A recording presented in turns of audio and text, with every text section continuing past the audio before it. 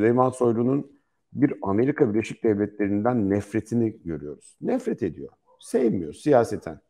Diyebilirsin ki olabilir yani. Belki başka bakanlar da sevmeyebilir. Fakat Süleyman Soylu içinde de hiçbir şey tutmuyor. İçinde ne varsa da söylüyor. Diline geleni söylüyor. Diyor ki mesela Amerikan Büyükelçisi'ne buradan söylüyorum. Hangi gazetecilere yazı yazdırdığını biliyorum. Bak şimdi. Amerikan Büyükelçisi bazı gazetecilere yazı yazdırıyormuş. Buradan şey yapıyoruz. Kime yazdırıyor acaba? Pis ellerini Türkiye'nin üzerinden çek. Çok net söylüyorum. Pis ellerini Türkiye'nin üzerinden çek. Neleri yaptırdığınızı, hangi adımları attırdığınızı, Türkiye'yi nasıl karıştırmak istediğinizi net bir şekilde biliyorum. O pis ellerinizi, o maskeli sırıtan yüzlerinizi Türkiye'nin üzerinden çekiniz demiş.